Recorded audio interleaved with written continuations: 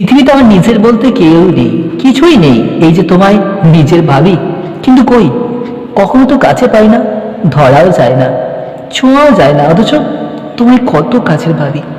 জানো তো, অনুভব করার খুব চেষ্টা করি, কিন্তু সেই অনুভবে হতাশা আর একাকিত্ব ছাড়া আর কিচ্ছু থাকে না।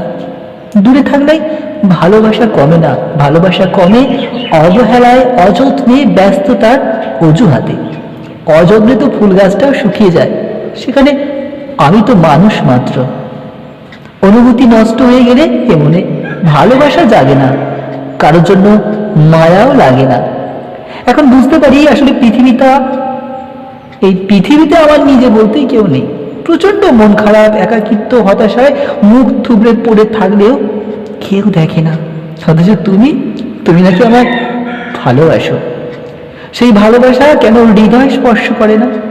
এই যে এমন একা লাগা, নিঃসঙ্গতা, কোনো কিচ্ছু ভালো না লাগা, হতাশার দায় তুমি নেবে না জানি। মানুষ যা সরাসরি মুখে বলতে পারে না, তা ব্যবহারে বুঝিয়ে দেয়। যে সময় ব্যয় করে তোমায় খুশি রাখার চেষ্টা করে গেছি, ঠিক এই অভ্যাস আমাকে দাসত্ব শৃঙ্খলে আবদ্ধ করে পিষে মারতে থাকে। আমি জানি এই পৃথিবীতে আমার নিজের বলতে কেউ নেই।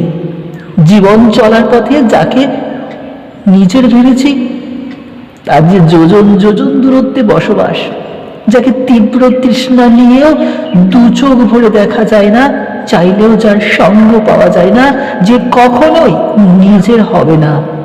মানুষের যে তার প্রতি তীব্র রকম ঝোঁক থাকে, যাকে সে পায় না তার প্রতি তার তীব্র রকম একটা ঝোঁক থেকে যায়।